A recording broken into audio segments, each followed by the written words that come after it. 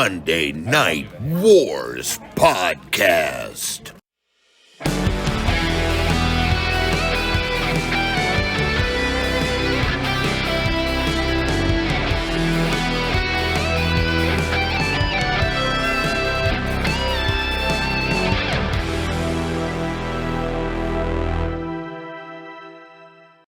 Hello and welcome to another episode of the Monday Night Wars podcast. This is the final episode of me solo. We get Scott back next week, but I'm happy to talk about it with you guys. Can't wait. We have Monday Nitro versus Monday Night Raw, as we do every single week. This is October 6th, 1997, and we start with Monday Nitro as is tradition.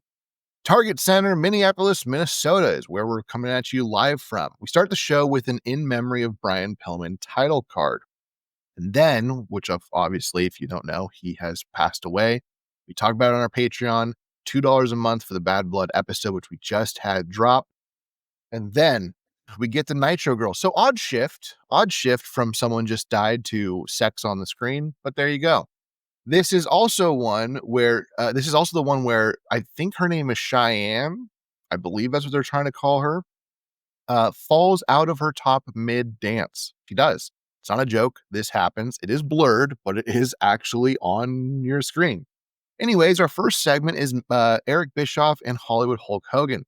This is the same promo we've had for months. I'm not going to talk about it. Gets a D. We move on to Jeff Jarrett versus Booker T for our opening match. We get a Spinaroonie before it's ever called that.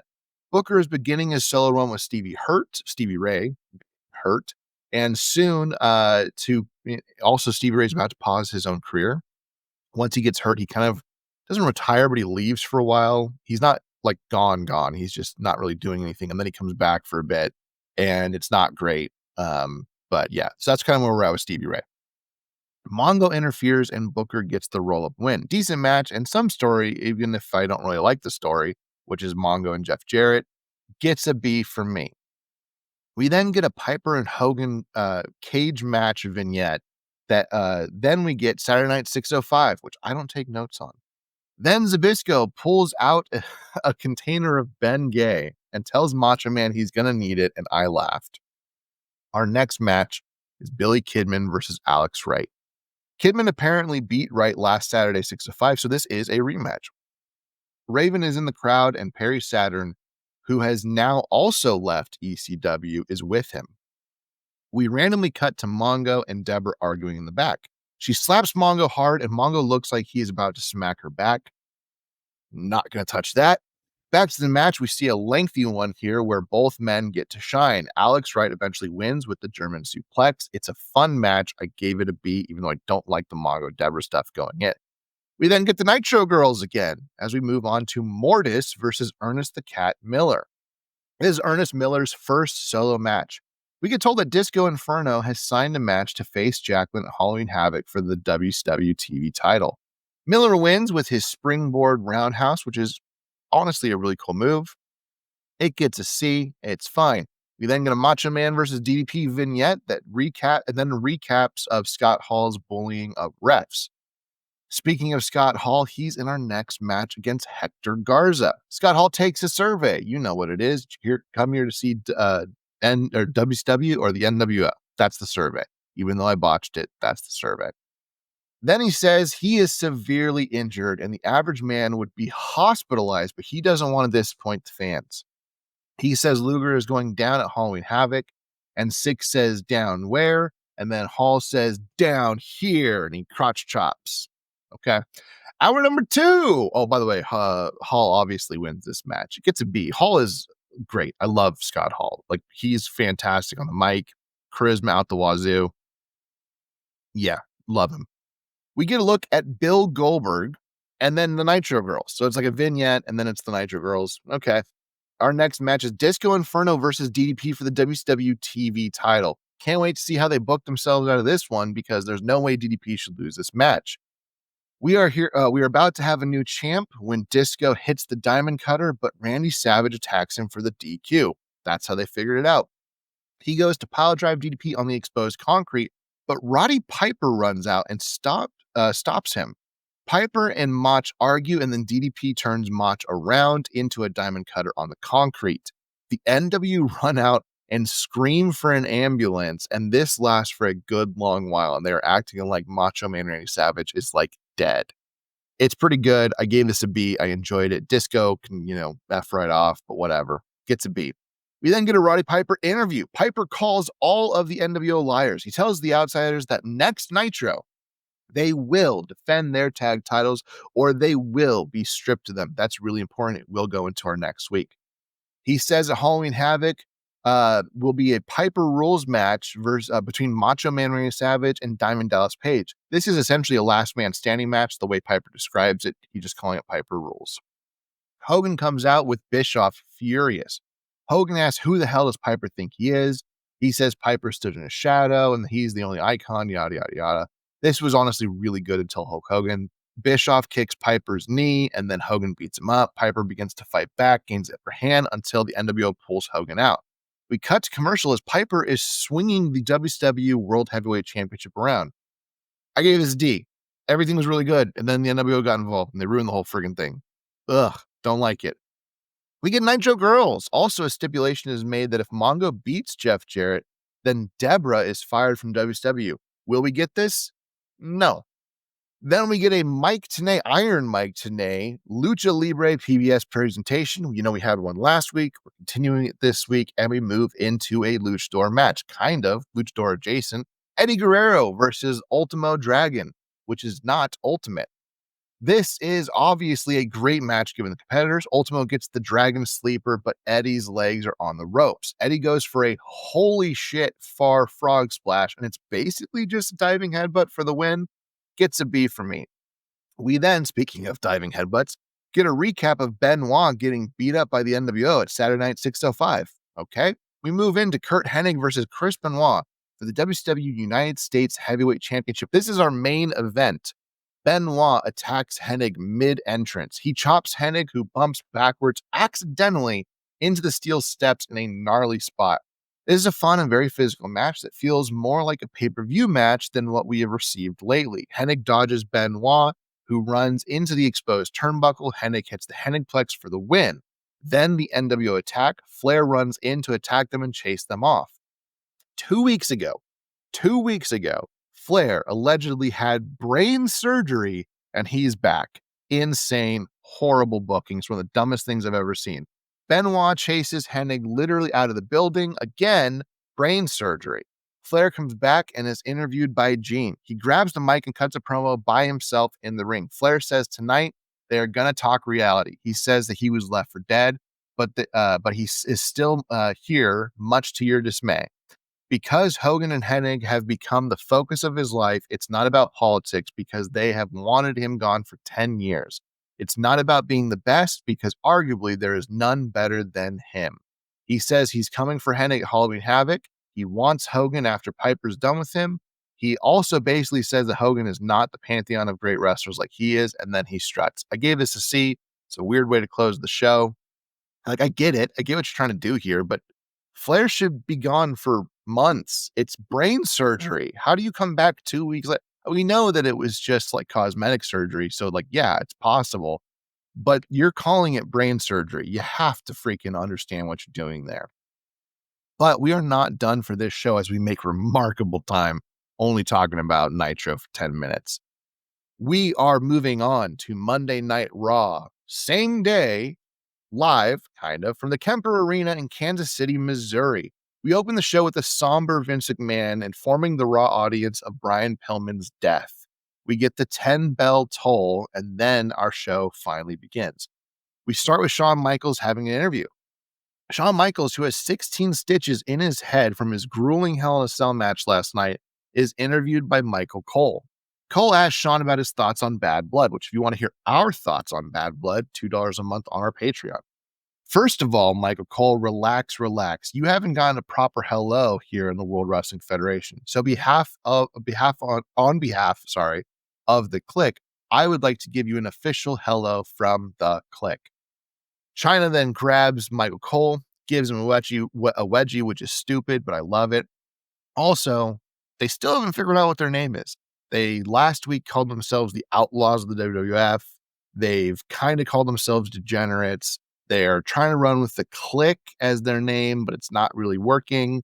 They don't really know what they're going to call themselves, but they will next week. And then it'll finally be solidified. So make sure you stay and tune in. Also next week, Scott's back. So make sure you come back for that. HBK says that, my friends, is going to leave a mark in reference to the wedgie. Now, last night at Bad Blood, the World Wrestling Federation had the hopes and dreams of putting an end to the Heartbreak Kid, Shawn Michaels. Well, ladies and gentlemen, take a look at who's here and who is not here. The Heartbreak Kid is here and the Undertaker is not. Last night, I proved to the world what I've been saying for 10 straight years here in the World Wrestling Federation, that I am simply the best sports entertainer in the world today. And last night was the proof. The Heartbreak Kid, Shawn Michaels, took down the phenom of the World Wrestling Federation, thus propelling Shawn Michaels' status from superstar here in the World Wrestling Federation to the one and only official icon in the World Wrestling Federation. Now, that word icon has been thrown around very loosely in this business, so I want to categorize myself where I should be, and that is in a class by myself. So when you refer to me as an icon, I'm not one of those fossils. A clear dig. Heartbreak Kid Shawn Michaels is the icon that can still go. Clear dig, like I said. This is at Piper and Hogan, and honestly, Ric Flair. I think Piper can still go. I think Flair can still go. Hogan has one more great match in him. It's not for a few years, and it's because he gets carried through it, but it is my absolute favorite Hogan match. I think it's a great match. A+, 5 stars, however you want to rate it, the max. It's fantastic. But we are so many years away from that, and it's not in WCW. Triple H, my friend, is that a lie or is that the truth? And Triple H calls it the ever-loving truth. He then asks Shawn, who is the man? And Shawn says, me. Who's the showstopper? Me. Who's the main event? Me. And what is the greatest force in professional wrestling today? The Click. Now, it's one thing to hear me come out and talk about my spectacular performance last night, because heck, you guys might not believe me. So what I'd like to have now is for all those wonderful Nimrods in the truck back there to show the world some of the fine performance of the Heartbreak Kid last night at Bad Blood. The Titantron does not play, even though he asked for it. He says, we don't have any brain surgeons in that truck, but this is television. This is a television studio per se. He goes to Vince McMahon and says, do you think Vince McMahon can get one of those idiots in your truck to send out my performance at Bad Blood? The Titantron finally plays, but instead of Bad Blood, it's the Madison Square Garden curtain call incident with the Click a year and a half ago. Triple H and HBK break kayfabe, and Shawn taunts Vin Man, who is seemingly visibly upset. He asks if his dad is rolling over in his grave. Are the traditions gone because me and my buddies made an ass out of you? Come on, you were an ass long before I made one out of you. Great. Vin Man asks to go to break. We come back, and Triple H and HBK are still out there. Finally, Bret Hart's music hits. The two men taunt him. Bret calls HBK America's big hero and says he is a disgrace to professional wrestling. Bret says he is a second-generation wrestler and that he paid his dues like a lot of second-generation wrestlers. What Bret is actually describing here is called nepotism. In fact, he did not pay his dues. He started his career with a leg up. Anyways, he calls HBK the lowest form of scum. The crowd cheers, and Bret doesn't want it. He calls HBK a degenerate. He calls the H in HBK homo and calls Triple H a homo as well. Bret claims in his book Triple H told him to say that. Sure, Bret, sure. Anyways, he says Shawn barebacked his way to the main event and that he makes more money than all of them. He says he will never be a showstopper until he takes the title from Bret. He then calls China a man, real classy. He calls Kevin Nash and Scott Hall gay as well. He calls Triple H a degenerate and issues a challenge for him tonight. He says he wants Hunter versus the best there is, the best there was, and the best there ever will be. And then Shawn says, yeah, but what about you? And this goes over Bret's head. Triple H has clear disdain for Bret, but he's also just far more professional and keeps his mouth shut. And it makes me laugh because you can see it in his face. Bret leaves and HBK says he has 2 words for Bret Hart. Suck it. This is the first time that these individuals, not quite DX, have used that term. HBK says you may have made more money, but you did not have more money. Okay. Don't really understand that, but fine. Because the Heartbreak Kid is the main event who wrestles once a month when it matters. The Hitman is working 9 to 5 because he needs it.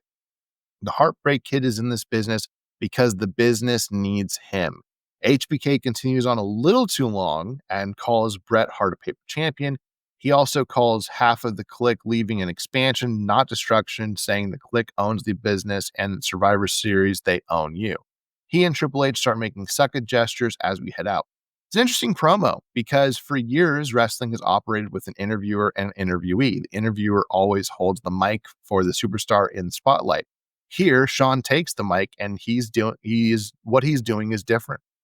The only people we've really seen do this consistently are Randy Savage, Kevin Nash, and Scott Hall. We did see Flair do this night, but those are the ones who have consistently been doing it. Now Sean's consistently doing it too, which is going to be huge for people like Stone Cold, Triple H, a number of other people, like The Rock is especially. Like, people need to grab the mic and it needs to no longer be an interviewer all the time. You can have interviewers, they are great, but it doesn't need to be that all the time. Anyways, this gets an A+ from me. It is a fantastic promo. We then tease, my God, Melanie Pillman later, the now widow of Brian Pillman. Before we go to that, though, we got Godwins versus the Headbangers in a lumberjack match. If somehow you don't know what a lumberjack match is, it's two sets of opponents facing off in the ring. The ring is then surrounded by wrestlers whose job it is to keep the wrestlers in the ring. Usually for storyline purposes, two sides of the ring are heel and two sides of the ring are faces, allowing for fun moments when a wrestler falls out. You still win this match via pinfall or submission. At some point, all the lumberjacks just invade the ring. When they get cleared from the confusion, Mosh rolls up Phineas for the win. This was not for the tag team titles, so meh, gets a D. We then tease Jim Cornette explosive promo that's coming up. Okay, we'll talk about it. We then get Miguel Perez versus Mark Marrow, who's returning. Perez says he doesn't need the Boricuas because he's going to go against Mark Marrow. So this is Marrow's big return. Marrow arrives with Sable, and she is so over as she's dressed in leather or latex or whatever it is. Marrow is no longer the wild man. He has changed his gimmick up. He apparently has a new attitude, new music, new boxing-themed gear, and a buzzed head. The days of Johnny B. Bad are long gone. Marrow wins with his new move, the TKO. TKO means total knockout, I believe. I'm not a boxing guy, but I think that's what it means. This is done by placing your opponent in a fireman's carry position and then swing them into a cutter. It's a great move. It gets used a lot by Scorpio Sky these days, and a number of other wrestlers. And DDP actually uses it as a counter type move for the diamond cutter setup sometimes. It's a lot of fun. I'm giving this a C. It's not perfect, but it is a great move. Unfortunately, Mark Marrow is really this is kind of the end of Mark Marrow. It's really unfortunate and sad. I love Mark Marrow. We love Mark Marrow. But anyways. We then move on to Jim Cornette's opinion. Corny calls out how wrestlers are treated, specifying Arn Anderson, Ric Flair, and Mick Foley. He's backstage, by the way, on a set, just going. He's just talking. He criticizes the NWO, calling them childish and acting macho. He goes scorched earth on Kevin Nash, saying he has 6 moves and no mobility and calls him a liar. He calls Scott Hall the best of the bunch, but just good. I'm sorry, Corny. My feelings with Jim Cornette are very 50-50. 50% of the time I agree with him, 50% of the time I don't agree with him, and that's okay. I feel the same way with Stevie Richards. There's a number of people I feel that way with. That's okay. You're not supposed to agree on everything. Right here, I will say I feel Jim Cornette is completely wrong. Scott Hall is the prototype of a great wrestler. That's the guy you should build a franchise around. They can't because of his substance abuse issues, but he, by all accounts, by all intents and purposes, should be the number one guy in WCW. Anyways, he then attacks Sean Waltman, saying he's an alcoholic. He says the only reason that they like him is because they like to laugh at him when he throws up all over himself. Okay. He says that Eric Bischoff is throwing a billionaire's money around like water. He calls him a mark for his own face and voice. He calls him a pansy ass, and I laughed. This is weird because I don't necessarily disagree with anything except for the Scott Hall stuff. Scott Hall is easily a top 50 wrestler of all time. That doesn't sound like much there. There are a lot of wrestlers. So if you're like, oh, top 50, you just said he's the one you should build around. There's a lot of wrestlers. So 50 out of the greatest wrestlers of all time, that's a lot. I mean, even if he was only top 100, still a lot. Okay. That is. Anyways, I also don't think any of this is needed. I don't really know why they're doing it. It's just to attack WCW unnecessarily. They're going to do this again next week, but not against WCW. So it becomes like an opinions piece. It starts becoming a weekly thing. Next week, it's to attack a journalist who is shady in their eyes. Yeah, so we'll get to that when we get to it. Anyways, this gets a C for me. I don't really think it's necessary, but I also didn't really find it not entertaining. We move on to Rocky Maivia versus the British Bulldog. Bulldog wins this fairly easily, and then the Nation attack the Hart Foundation. There is logic in this. Farouk was robbed of his title chance in favor of Owen, so they got beef. This is simple storytelling. Gets a B from me. Hour number 2, we get replays from last night's Bad Blood, including a look at Austin helping Owen Hart. Austin comes out, and Vin Man tells Austin he hopes he will make the right decision. If you remember, he had 3 decisions to make. 1, he gets a doctor's note saying he's medically cleared. 2, he signs a waiver of liability so the WWF does not have to have any legal action taken against them in case they get hurt. Or 3, he gets fired. Those are his 3 options. It's the ultimatum that was set for him. You're damn right. I hope it's the right decision too, or else I'll whip your ass. Vin Man asks, why did Austin do what he did at Bad Blood? Because I do what I want when I want, and I don't want to answer your little questions if I ain't got it. What I do ain't none of your business. I don't give a rat's ass if you own the WWF or not. Vince says they can play hardball. He acknowledges that Austin has no doctor's note. Hell, I ain't been to the doctor, so I ain't got no piece of paper, jackass. Vince says he has a release form that Austin can waive his health with. Vin Man doesn't want to think of the alternative. You're damn right you don't want to think about that. You sit here every damn Monday night, every damn pay-per-view, and you say Steve Austin is the toughest SOB in the World Wrestling Federation, and that sure is the damn truth. But if I was to come out here and sign your little piece of paper right off the bat, I'd be the dumbest SOB in the WWF, and that ain't true. And Vince is confused by this. So what I will do is I'll sign your little piece of paper if you'll sign a piece of paper that says you're going to give me Owen Hart's ass the next opportunity you can give it and an intercontinental title match because I won't have it any other way. Vin Man clarifies it and says Austin has his word. In an intercontinental title match, I want to beat the living hell out of Owen. But when you drop Steve Austin on his head, when you damn near paralyze Steve Austin, when you take what's taken me 8 years to get, I want his ass, but I want my belt back. If I get that, you're damn right I'll sign my life away. Vin Man says he has his word and extends his hand. You can put your little hand down in your pocket or wipe your ass with it. You don't think for one split second that I'm going to come out here and shake your hand and expect to trust you. You show me a piece of paper that says I get the match. You show me a piece of paper, a piece of paper and sign that, and I'll sign yours. Not a second before, and that's the bottom line because Stone Cold said so.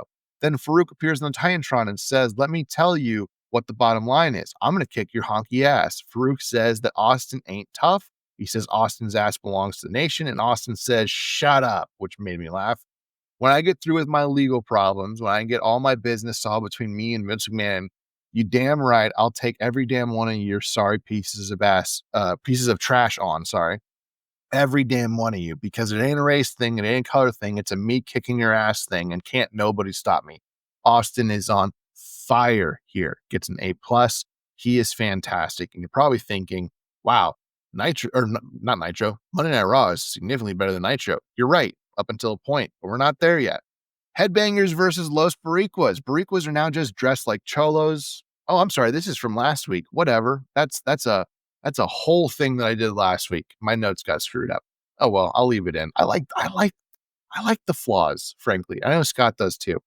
Our next segment is actually Hawk of LOD versus Owen Hart. Hawk calls Owen and the Hart Foundation, they're like a loogie stuck in his larynx that he can't expel.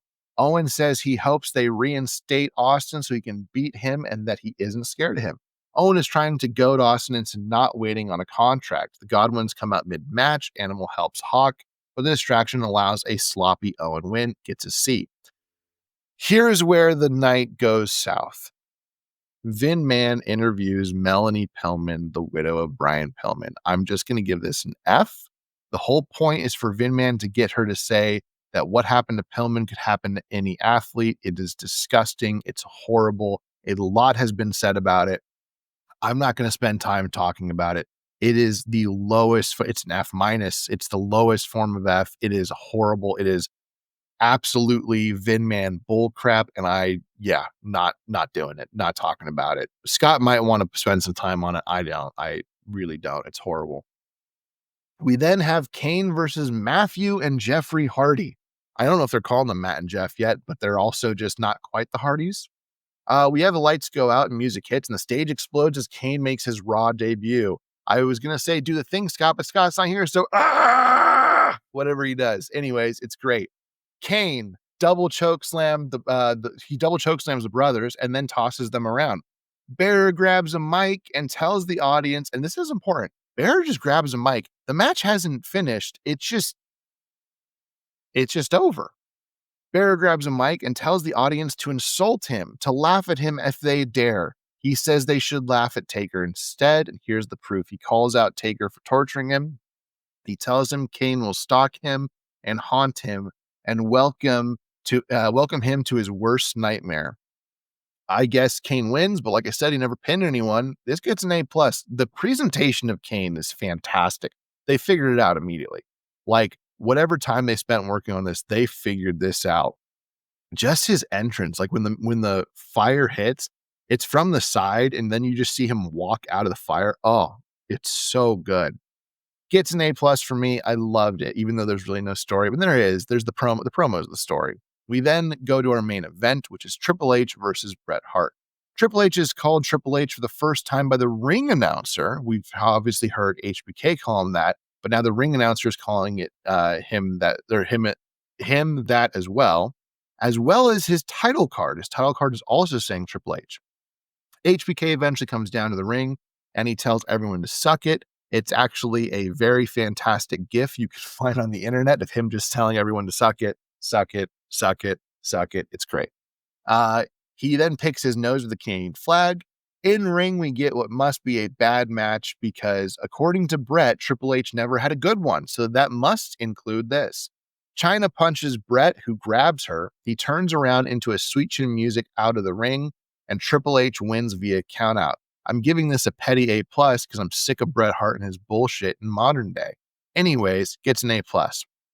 That is how we close out the show as we move on to the next week's program. Next week's program is a big one, so make sure you stay and tune in. Now, we always follow this when we close out Raw. We always follow with who won, Nitro or Raw. By all accounts, by all intents and purposes, by every single measurable statistic, which we've just made up, Raw should win. However, the Melanie Pillman stuff is so gross. I'm going to give Nitro the win on this one. Like, at least they didn't do that. Dear God, wild. I hated it. That's the last I want to talk about. Scott is back next week. So if you've missed him like I have, you're getting him back. Don't worry. He's back next week and we'll go back to our standard program. But for me, myself, and the Monday Night Wars podcast, bye guys. Thanks for tuning in.